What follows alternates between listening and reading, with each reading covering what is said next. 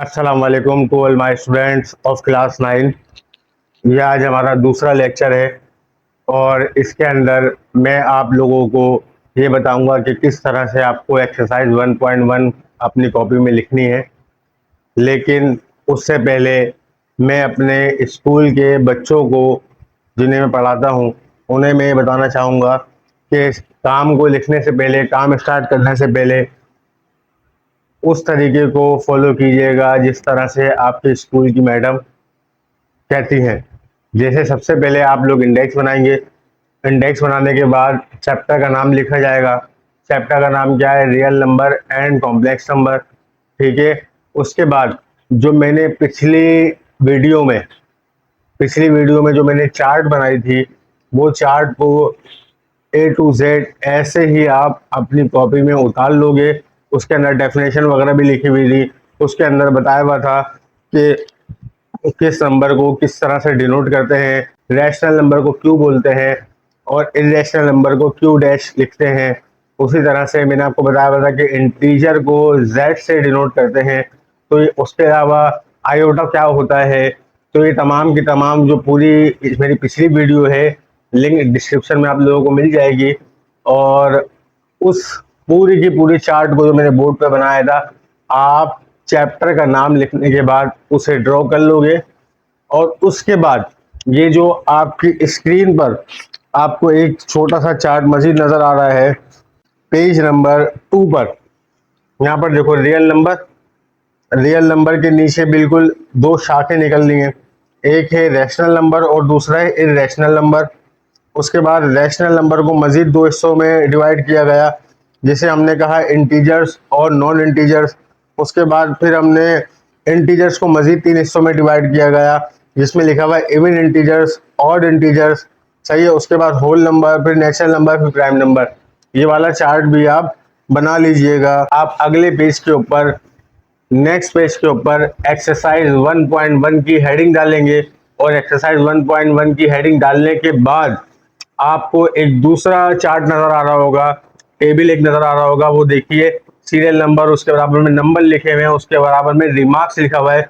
और जैसे 1/2 लिखा हुआ है तो हम 1/2 बोले या उसको डिवाइड करके आंसर निकालें, तो हम डेसिमल में लिख दें या फ्रैक्शन में लिख दें, बात एक ही होती है।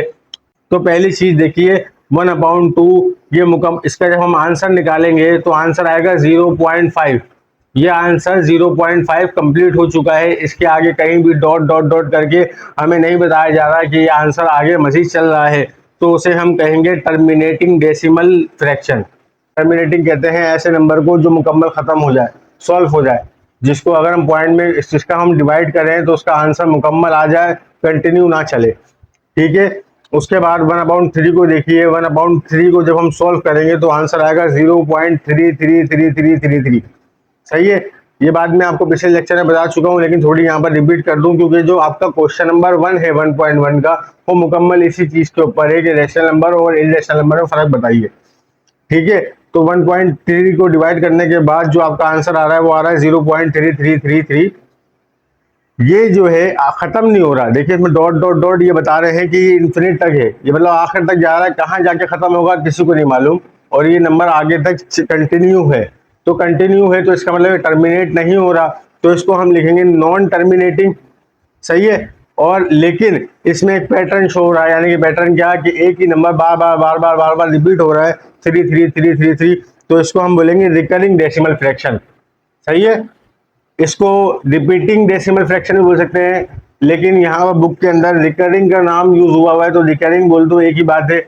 आप समझ लें कि रिकरिंग के लें या रिपीटिंग के लें, जिसके अंदर एक पेयर बन रहा हो, रिपीट हो रहे हो नंबर एक सिंगल फॉर्म में या पेयर की फॉर्म में, या 3 जोड़ी बना के रिपीट हो रहे हो एक ही शक्ल के नंबर, तो उसको हम बोलते हैं रिकरिंग डेसिमल फ्रैक्शन। ठीक है। तो देखिए चारों के चारों जो हैं ये रैशनल नंबर हैं, लेकिन उसके आगे देखिए √2। तो अगर हम √2 की वैल्यू निकालते हैं तो आंसर आएगा 1.414213 और डॉट डॉट डाल के। अब देखिए ये खत्म भी नहीं हुआ नंबर, इसका मतलब ये टर्मिनेट नहीं हो रहा, तो ये नॉन टर्मिनेटिंग है। और साथ साथ इसमें कोई पेयर भी शो नहीं हो रहा, तो इसका मतलब ये नॉन रिकरिंग डेसिमल फ्रैक्शन है। तो जो नंबर ना तो टर्मिनेट हो और उसके अंदर कोई पेयर भी शो ना हो, यानी कि नॉन टर्मिनेटिंग हो और नॉन रिकरिंग हो, वो नंबर इर्रेशनल नंबर होते हैं। ठीक है, इसी तरह √3 को देख लीजिए, ये भी नॉन टर्मिनेटिंग और नॉन रिकरिंग डेसिमल फ्रैक्शन है।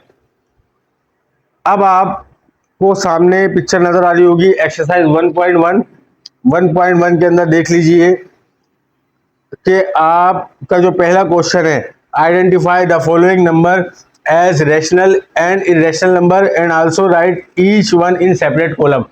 तो मैंने यहाँ पर कॉलम पहले से बना लिए है ताकि आप लोगों का टाइम बचे। ये आप लोग भी इसी तरह से लिखेंगे जिस तरह मैंने लिखा है। आपकी कॉपी क्योंकि हॉरिजॉन्टल शेप में नहीं होती बल्कि वर्टिकल शेप में होती है, ठीक है, तो आपको पूरे पेज के ऊपर ये 12 के 12 पॉइंट एक साथ आ सकते हैं। अब यहाँ पर देखिएगा, आप सबसे पहले अगर आपको इरेशनल नंबर मालूम करना है तो आप इस चीज को नोट कीजिएगा, जैसे ये पाए है, जहां जहां पाए होगा वहां वहां आप आंख बंद करके इरेशनल नंबर लिख दीजिएगा। सही है, ये पाए है, यहां पर भी पाए है, ये भी इरेशनल नंबर है। देखिए, अगर आप तसल्ली के लिए इसकी वैल्यू भी देखना चाहेंगे तो अपने मोबाइल में या कैलकुलेटर के अंदर देख लीजिए, इसकी जब आप वैल्यू निकालेंगे तो ये भी नॉन टर्मिनेटिंग होगी और नॉन रिकरिंग वैल्यू होगी। इसलिए जहां जहां भी पाए है, चाहे वो डिनोमिनेटर में हो या चाहे न्यूमिनेटर में हो, यहाँ पर देखो पाए लिखा हुआ है, इसका मतलब यहाँ पर नीचे कोई नंबर नहीं है, इसका मतलब नीचे यहाँ पर 1 है। ठीक है, तो चाहे ऊपर पाई लिखा हो या नीचे पाई लिखा हो, चाहे डिनोमिनेटर में हो या न्यूमिनेटर में हो, दोनों कंडीशन के अंदर आप डिवाइड करोगे उसकी वैल्यू आपकी नॉन टर्मिनेटिंग और नॉन रिकरिंग ही आएगी। तो आप आंख बंद करके इरेशनल लिख दीजिएगा। तो यहाँ पर इरेशनल हो गया। ये ई जो है ये अर्लियर नंबर का साइन होता है।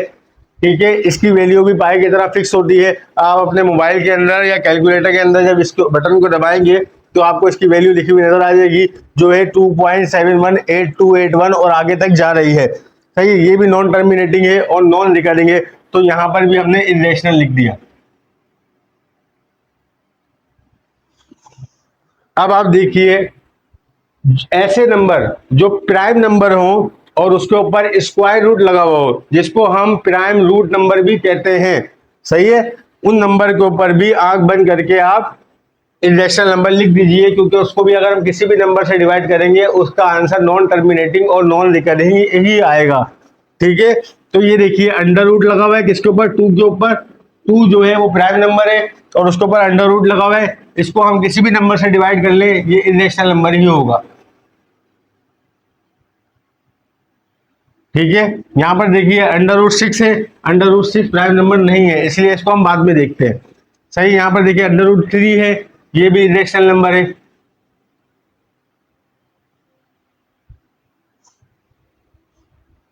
यहां पर देखिए √5 है, ये भी इरेशनल नंबर है। आप अगर चाहें तो आप पहले √6 की वैल्यू निकाल लीजिए, उसके बाद 5 लिखिए, जो आपने वैल्यू निकाली है उसको डिवाइड कर दीजिए। और अगर आपके पास साइंटिफिक कैलकुलेटर है या आपके पास मोबाइल में आप कैलकुलेट कर रहे हैं तो मोबाइल के अंदर ही डायरेक्ट ही कैलकुलेट हो जाएगा। पहले आप 5 लिखिए, उसके बाद डिवाइड का साइन लगाइए, फिर आप √6 लिखिए, तो आपके पास जो आंसर आएगा वो आएगा 2.041241। यहाँ पर देखिए ये भी नॉन टर्मिनेटिंग और नॉन रिकरिंग नंबर है, तो ये भी इरेशनल नंबर ही कहलाएगा। इसको सॉल्व कर लीजिए, √8 की वैल्यू को, यहाँ पर नीचे कुछ नहीं है, इसका मतलब क्या है, नीचे 1 है, तो ये भी फ्रैक्शन के अंदर ही है। याद रखिएगा, रैशनल नंबर फ्रैक्शन की वैल्यू को शो करते हैं। और √8 की वैल्यू अगर आप निकालेंगे तो 2.828427 ये देख लीजिए। सही है, तो ये भी नॉन टर्मिनेटिंग और नॉन रिकरिंग वैल्यू है, इसलिए ये भी इरेशनल नंबर है। अब देखिए आपके 12 क्वेश्चंस के अंदर से जो आपकी 8 वैल्यू है, कौन कौन सी, number 2, number 3, number 5, number 6, number 7, number 8, number 9 और नंबर 11, ये सारी की सारी क्या है, इरेशनल है। आपको मैं बता दूं कि आपकी बुक के अंदर एक मिस्टेक है, उन्होंने √5 को जो है आंसर में पीछे रैशनल नंबर लिखा हुआ है। सही है, और 11/12 को उन्होंने आंसर में पीछे इरेशनल नंबर लिखा हुआ है। जबकि मैं बता दूं कि देखिए, अगर हम बोलते हैं कि किताब में गलत है तो उसका मतलब ये नहीं है कि किताब लिखने वाला गलत है और हम किताब लिखने वाले से ज़्यादा एक्सपर्ट और माहिर हैं, बल्कि किताब को जो टाइप कर रहा होता है वो उस ऑपरेटर से कोई ना कोई गलती हो जाती है, इसलिए हम कहते हैं कि किताब में आंसर गलत आ रहा है या गलत लिखा हुआ आ रहा है। लेकिन अमूमन तौर पे जो नई बुक्स होती हैं, नई बुक्स के अंदर क्या होता है कि जब कोई गलती सामने आती है तो उसका जब अगला एडिशन छपता है, शाया होता है, तो उसके अंदर उस गलती को दूर कर दिया जाता है। तो हो सकता है देखने वाले कुछ बच्चों के पास नया एडिशन हो तो उस बुक के अंदर ऐसी मिस्टेक ना हो, बल्कि उस मिस्टेक को दूर कर दिया हो। लेकिन जो मेरे पास बुक है, उस बुक के पीछे ये √5 को उन्होंने रैशनल नंबर लिखा हुआ है और 11/12 को उन्होंने इरेशनल नंबर लिखा हुआ है। तो दोनों के आंसर में उनसे गलती हो गई है। ये √5 जो है ये 100% इरेशनल नंबर होता है और 11/12 जो है वो 100% रैशनल नंबर होता है। यहाँ पर देख लीजिए 11/12 को अगर हम सॉल्व करते हैं तो सॉल्व करने के बाद 0.91 के बाद जितने भी नंबर है वो रिकरिंग नंबर होते हैं। सही है, 666 एक पैटर्न शो कर रहा होता है, रिपीटिंग नंबर होते हैं, इसीलिए ये रैशनल नंबर कहलाते हैं। सही है, इसी तरह से आप 22/3 को सॉल्व करके देखिए, आंसर आएगा 7.3333। तो ये टर्मिनेट तो नहीं हो रहे, लेकिन ये रिकरिंग नंबर है क्योंकि इसके अंदर भी एक पैटर्न शो हो रहा है। तो ये भी हमारा क्या है, रैशनल नंबर है। यहाँ पर देखिए ये 2/8, तो 2/8 को अगर हम डिवाइड करते हैं तो आंसर आता है 0.25। इसमें रिकरिंग देखने की जरूरत ही नहीं है, ठीक है, ये टर्मिनेट हो गया तो इसको हम लिखेंगे टर्मिनेटिंग नंबर है। तो ये भी कौन सा है, रैशनल नंबर है। और यहाँ पर देखिए 1/5, इसका जब हम आंसर निकालते हैं तो 1/5 का मतलब है आंसर क्या आ गया, 0.2। तो डेसिमल के अंदर 0.2 कहेंगे, ठीक है। अब ये भी मुकम्मल तौर पे सॉल्व हो चुका है, टर्मिनेट हो चुका है, तो इसलिए ये भी कौन सा नंबर होगा, रैशनल नंबर होगा। उम्मीद करता हूं आप लोगों को ये पहला क्वेश्चन समझ में आ गया होगा। फिर भी अगर किसी बच्चे के जहन में कोई डाउट हो तो वो बच्चा मुझसे पूछ सकता है। सर एक चीज आप यहाँ पर देख लीजिए, अंडर रूट वाली वैल्यू तकरीबन बुक के हिसाब से सारे के सारे इरेशनल आ गई हैं। तो कोई बच्चा अपने जहन में ये बात ना बिठा ले कि अंडर रूट की सारी वैल्यू जो है वो इरेशनल ही होती है। फॉर एग्जाम्पल अगर कहीं आप ये लिखा हुआ देखिए अंडर रूट के अंदर 16, तो ये रैशनल नंबर होगा या इरेशनल नंबर होगा, तो √16 जो है वो रैशनल नंबर होगा। कैसे, √16 को अगर हम सॉल्व करते हैं तो देखिए √16 किससे मिलके बना है, 4 × 4, ऐसे हम तोड़ सकते हैं क्योंकि 4 का कितना होगा, 16। अब यहाँ पर हम बनाएंगे पेयर, 4 निकल के सामने आ जाएगा, तो √16 किसके बराबर हुआ, 4 के बराबर होगा, ठीक है। और 4 क्या है, 4 रैशनल नंबर है, ठीक। तो इसको देख के आप ये मत समझ लीजिएगा कि अंडर रूट में जो भी वैल्यू हो वो सारी की सारी इरेशनल ही होंगी, ऐसा नहीं है। अंडर रूट के अंदर कुछ वैल्यू ऐसी भी हो सकती है जो रैशनल नंबर हो, ठीक है।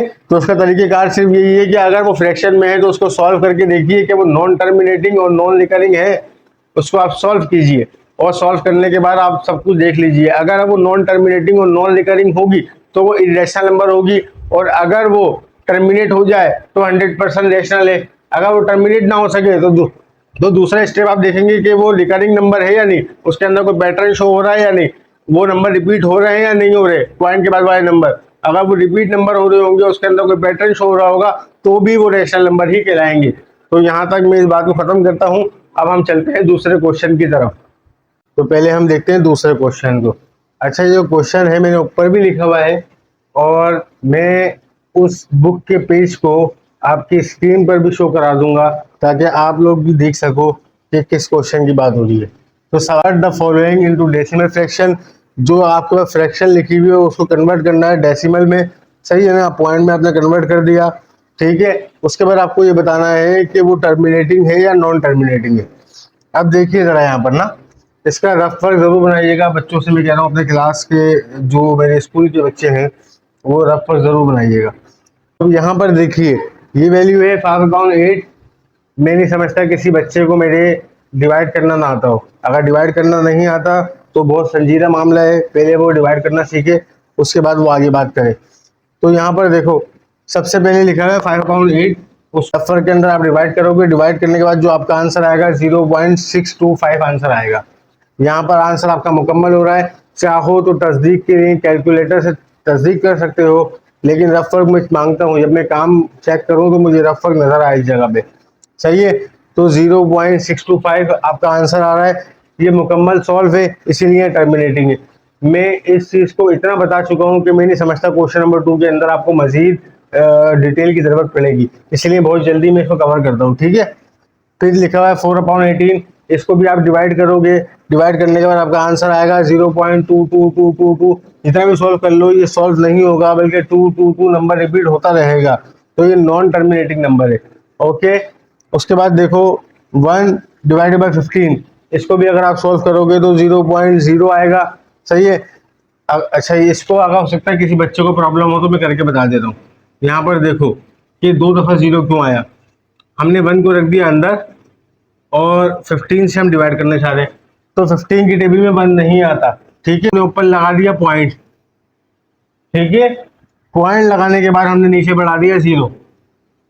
अभी भी 15 की टेबल में 10 नहीं आता, 10 छोटा है, हमें मजीद एक और 0 की जरूरत है, लेकिन पॉइंट के बाद एक ही 0 की इजाजत होती है, इसीलिए दूसरा 0 बढ़ाने के लिए हमें ऊपर एक 0 और बढ़ाना पड़ेगा। ये बात समझ में आ रही है? तो फिर यहाँ पर हम कर देंगे इसको 100। अब हम इसको सॉल्व करेंगे, तो सॉल्व करने के बाद 15 6 90 आएगा, और फिर माइनस होने के बाद नीचे बचेगा 10, फिर वापस 0 बढ़ा देंगे, फिर 15 6 90, सही है, और फिर बचेगा नीचे 10, और ये सिलसिला चलता जाएगा और आंसर में 6666 आता रहेगा। जहां तक बात है इस 0 की, तो ये पॉइंट को शो करने के लिए लिखा जाता है, अगर ये नहीं भी लिखे तो कोई मसला नहीं है, लेकिन इसको अगर नहीं लिखेंगे तो पॉइंट हमारा शो ही नहीं होगा, इसलिए हमें यहाँ पर 0 लिखा जाता है।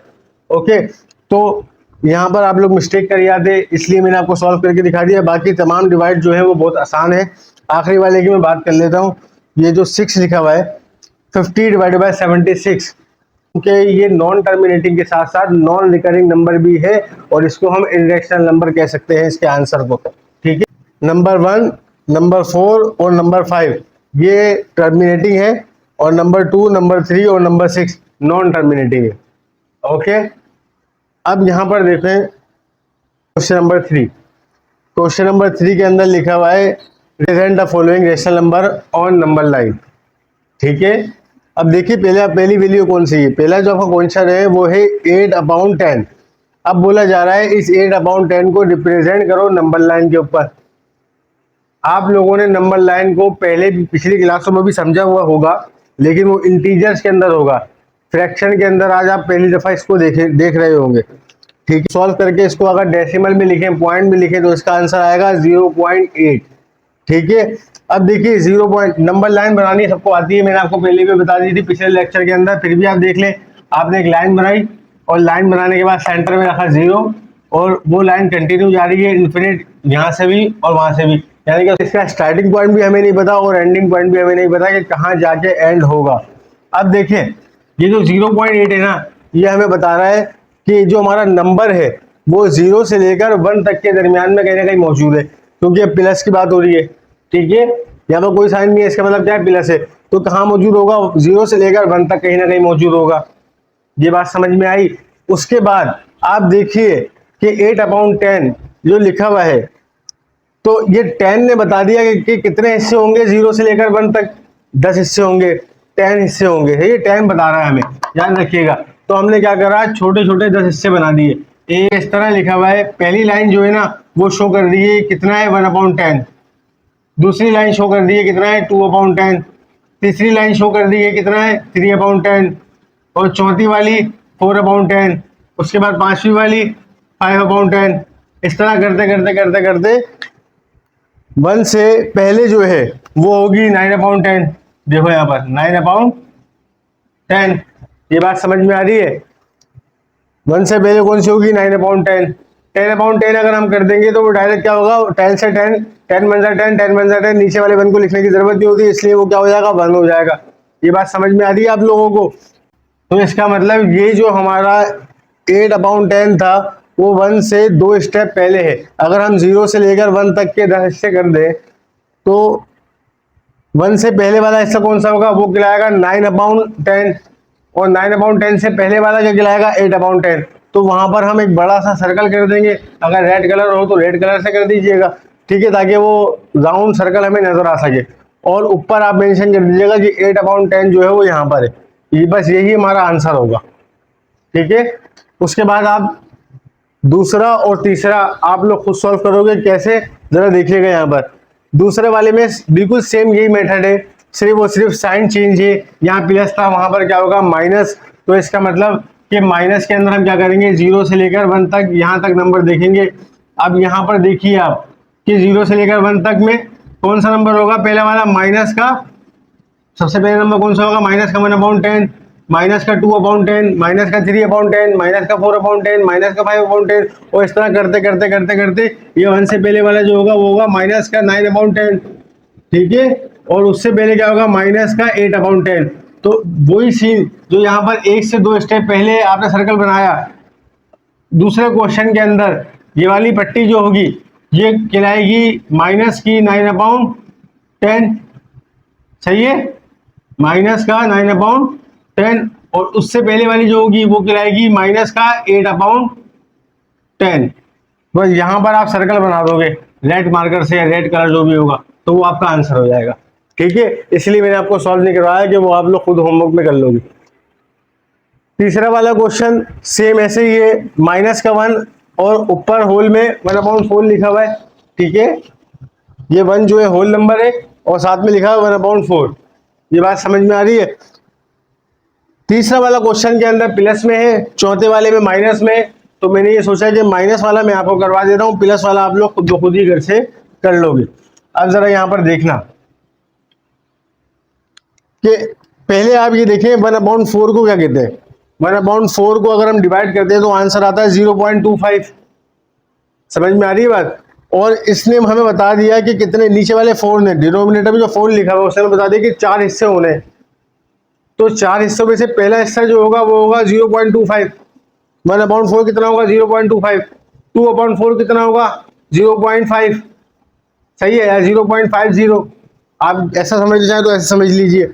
इसी तरह तीसरा हिस्सा कौन सा होगा, तीसरा हिस्सा होगा 3/4, सही है। और चौथा हिस्सा क्या होगा, 4/4, वो खुद क्या होगा, वो खुद 1 होगा। अब बात समझिएगा यहाँ पर जरा, पहला वाला 1 तो मौजूद है हमारे पास, ठीक है, ये 1 है, माइनस का 1, उसके साथ क्या लिखा है 1/4। तो यहाँ पर बताया जा रहा है कि 1/4 कितना है, 0.25 के बराबर है। उसके साथ 1 को जोड़ दिया तो वो कितना हो गया, माइनस का 1.25। ये बात समझ में आ रही है। अब माइनस का 1.25 कहां पर शो होगा, माइनस का 1 और माइनस के 2 के दरमियान में कहीं ना कहीं शो हो रहा होगा। और 1.25 है, 4 हिस्से होंगे। तो ये हो गया पहला हिस्सा, दूसरा हिस्सा, तीसरा हिस्सा और ये चौथा हिस्सा। और हमने यहाँ पर इसको रिप्रेजेंट कर दिया कि माइनस का 1 और 1/4 किस जगह पे होगा, 1 से एक हाथ पहले। 4 हिस्से होंगे, माइनस के 1 और माइनस 2 के दरमियान में 4 हिस्से होंगे। लाइनें 3 डलेंगी लेकिन वो हिस्से क्या होगा, 4 होगा। देखो गलती नहीं करना, लाइनें 3 डलेंगी लेकिन वो हिस्से क्या कहलाएंगे, 4 कहलाएंगे। कैसे, एक हिस्सा है ये वाला, दूसरा हिस्सा है ये वाला, और तीसरा हिस्सा उससे नीचे वाला, और चौथा हिस्सा है ये वाला। देखो अगर ये बात समझ नहीं आ रही ना तो इसको यहां पर देखना आप। तो 1 माइनस के 1 और माइनस के 2 के दरमियान में होगा, ठीक है। कितने हिस्से होंगे, 4 हिस्से होंगे। जरा देखिएगा कि पहला हिस्सा तो हो गया माइनस के 1 से आगे कितना होगा, जिसको हम बोल सकें 1.25 और 1.50, 1.75, सही है। और हम कह सकें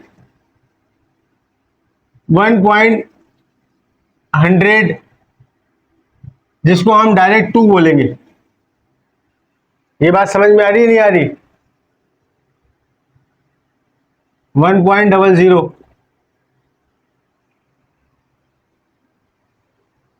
तो कितने हिस्से हो गए, 1 2 3।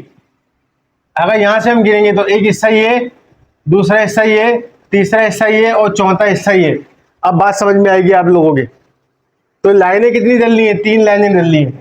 अगर पॉइंट में लिखेंगे तो हम कहेंगे 1.25, और अगर इसको फ्रैक्शन में लिखेंगे तो लिखेंगे 1 और साथ में 1/4। अगर हम 1.50 शो करना हो तो हम 1 लिखेंगे और साथ में लिखेंगे 2.4। इसी तरह अगर 1.75 शो करना होगा तो हम लिखेंगे 1 और साथ में लिखेंगे 3/4।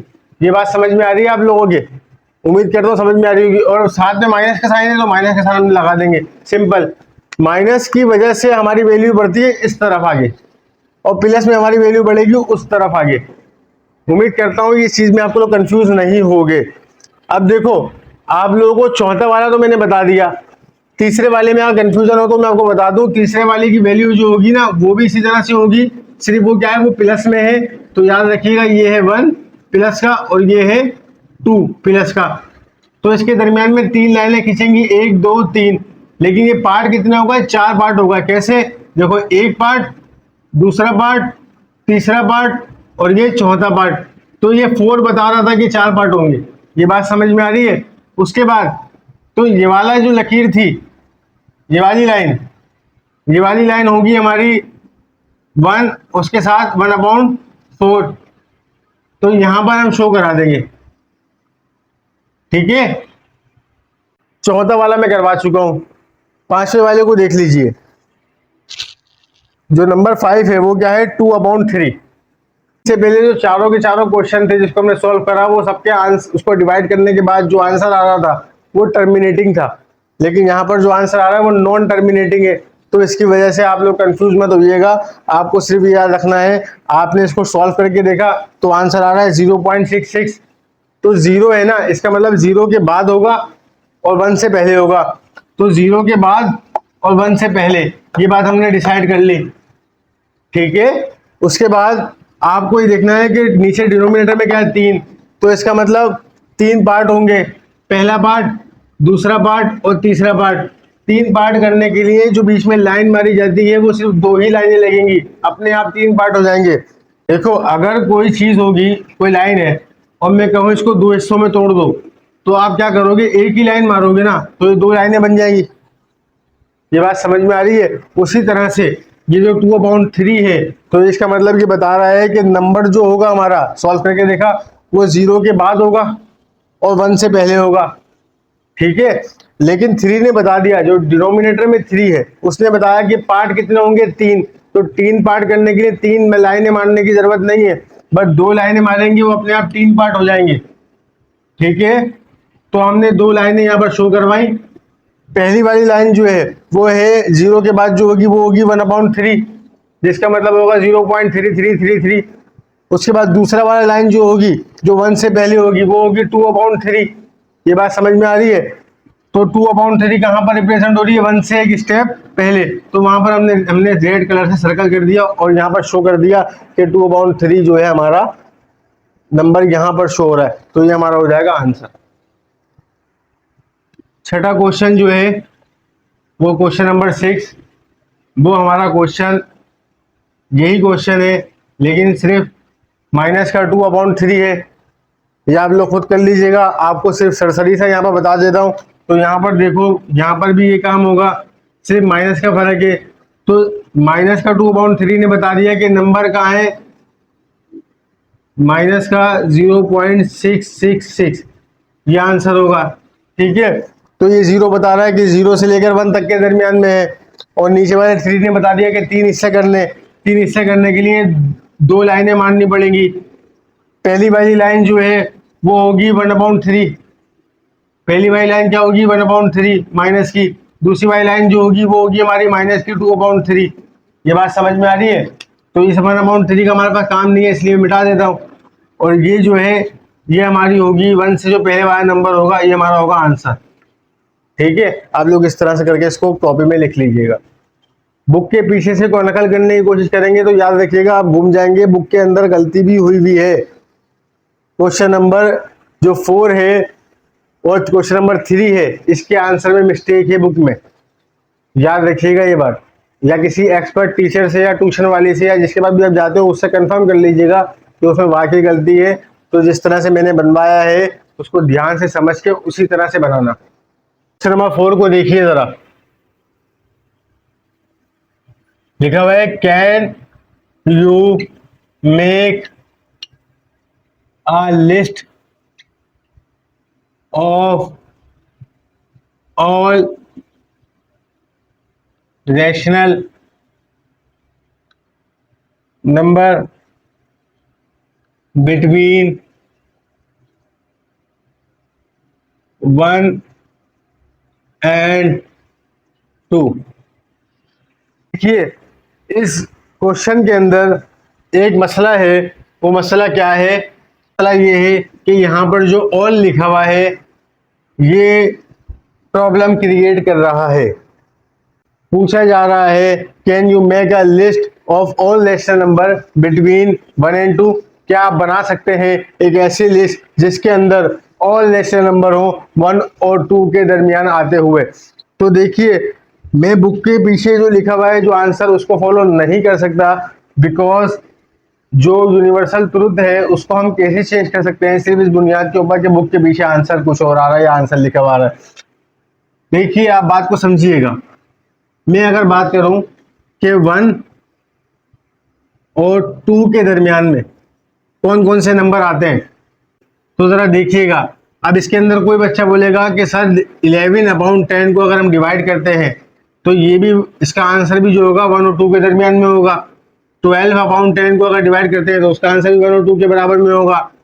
13/10 को अगर डिवाइड करते हैं तो उसका आंसर भी 1 और 2 के बराबर में होगा। सेम इसी तरह करते करते करते करते अगर 19 डिवाइडेड बाय 10 को डिवाइड करते हैं तो भी उसका आंसर 1 और 2 के दरमियान में होगा। 20/10 जो होगा वो सीधा सीधा 10 1 10 10 2 20। तो बच्चा बोलेगा कि ठीक है ये तो नहीं आ सकता, तो वो कहेगा कि दरमियान के अंदर 11 से लेकर 11/10 से लेकर 19/10 तक के नंबर 1 और 2 के दरमियान में आ सकते हैं। कैसे? इसका जो आंसर होगा वो होगा 1.1, इसका जो आंसर होगा वो होगा 1.2, इसका जो आंसर होगा वो होगा 1.3। इस तरह करते करते करते करते ये होगा 1.9 और इसके आगे डायरेक्ट 2।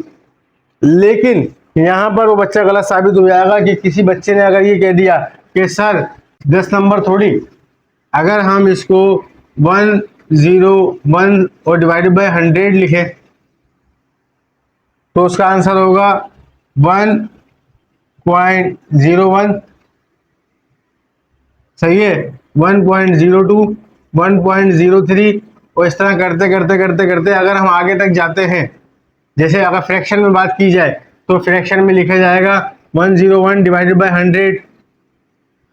सही है, 102 divided by 100, 103 divided by 100, 104 divided by 100।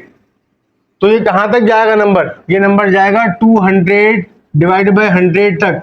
जब जाके हम कहेंगे कि 100 1 100 और 100 2 200, तो हम कहेंगे कि ये नंबर किस 199 डिवाइडेड बाय 100। जब तक ये नंबर नहीं आ जाए जब तक हम चल सकते हैं। और इससे ज्यादा अगर कोई बच्चा ये बोल दे कि नहीं सर 1001 डिवाइडेड बाय 1000, इस तरह से करा जाए तो अगर ये बात दिमाग में आ गई तो ठीक है। नहीं, मैं आपको इन शॉर्ट में बोल देता हूँ कि ये जो नंबर है 1 और 2 के दरमियान में अगर बात की जाएगी ऑल रैशनल नंबर की तो उसको लिखना पॉसिबल ही नहीं है। इतने सारे नंबर हैं कि उसको इन्फिनिट नंबर है तो उसको लिखना पॉसिबल नहीं है, उसको लिखना पॉसिबल ही नहीं है। अगर बोला जाता है कि 5 नंबर बताओ तो हम 5 नंबर लिख सकते थे, अगर बोला जाता 10 नंबर बताओ तो हम 10 नंबर लिख सकते थे, लेकिन यहाँ पर बोला जा रहा है ऑल रैशनल नंबर को लिख के बताओ। तो यहाँ पर can you make a list of all rational number between 1 and 2, तो नो, पॉसिबल ही नहीं है, because it is infinity number. तो ये ऑल रैशनल नंबर की वजह से बात हो रही है खराब। अब इसका आंसर लिखिएगा। आंसर के अंदर nobody can make a list of all rational numbers between 1 and 2 because they have infinite numbers। वो जो है इनफाइनाइट नंबर हैं, कितने लिखोगे? ठीक है, but I will show the some numbers as per your choice. Okay, तो यहाँ पर शो कर देना, यहाँ पर लिखना 1 और यहाँ पर लिख दीजिएगा 2। इनके दरमियान में जो लिख रहे हैं ना वो देख लीजिए। तो आप यहाँ पर लिखिएगा 11/10, 12/10, 13/10, 14/10, 15/10, 16/10, 17/10 और 18/10, 19/10। सही है, बस ये नंबर मैं समझता हूँ बहुत होंगे। इसको एक बॉक्स वगैरह बना दीजिएगा इस तरह से करके, और ये नंबर बहुत है, यहाँ पर आप अपना आंसर कर दीजिएगा कि 1 और 2 के दरमियान में मैं कुछ नंबर लिख रहा हूँ, वो नंबर ये है, खत्म। Give reasons why pi is an irrational number, तो आप रीजन में लिखोगे। आंसर नंबर 5 में यहाँ पर लिख रहा हूँ, आंसर नंबर 5 आप लिखेंगे पाई और ब्रैकेट में पाई का आप सिंबल बनाएंगे इस तरह से, is an irrational number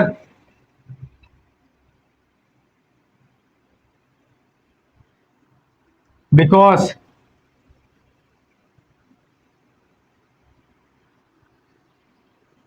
it has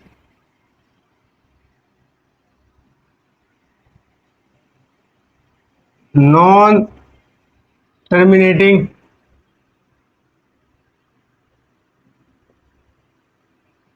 and non-recurring RECURRING non-recurring decimal fraction। Okay, अब देखो question number 6, tick the correct statement. यहाँ पर देखो लिखा हुआ है 5/7 is an example of irrational number. तो 5 और 7 को डिवाइड करके देखना, इसकी वैल्यू का आंसर नॉन टर्मिनेटिंग और नॉन रिकरिंग हो तो इसका मतलब होगा कि ये इरेशनल नंबर है वो ट्रू है, और अगर इसका आंसर जो है वो नॉन टर्मिनेटिंग या नॉन रिकरिंग ना हो तो इसका मतलब होगा कि ये फॉल्स है और ये इरेशनल नंबर है। ठीक है, उसके बाद दूसरा वाला देखो, pi is an irrational number, तो यस पाई जो है वो इरेशनल नंबर है, तो इसका मतलब ये क्या है, ये ट्रू है।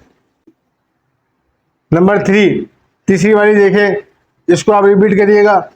इसमें लिखा हुआ है 0.3159 is an example of non terminating and non repeating decimal fraction, तो यस ये भी ट्रू है, सही है। चौथे वाले को देखिए 0.123 is an example of recurring decimal fraction.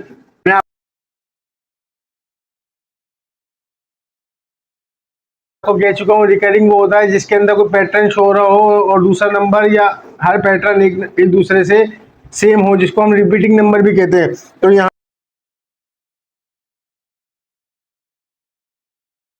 1/3 और 2/3 आर लाइंग बिटवीन 0 and 1। 1/3 और 2/3 जो है वो 0 और 1 के दरमियान में पाए जाते हैं। तो बिल्कुल ठीक है, अभी करवाया आपको कि 1/3 और 2/3 जो है 0 और 1 के दरमियान में ही होते हैं। 1/√3 is an example of rational number, false. तो ओके, उम्मीद करता हूँ कि एक्सरसाइज में कोई परेशानी नहीं होगी। अगर फिर भी कोई मसला हो तो मुझसे रब्ता करना, मुझे कमेंट करना, मैं आपकी प्रॉब्लम को दूर कर दूंगा इंशाल्लाह। अल्लाह हाफिज।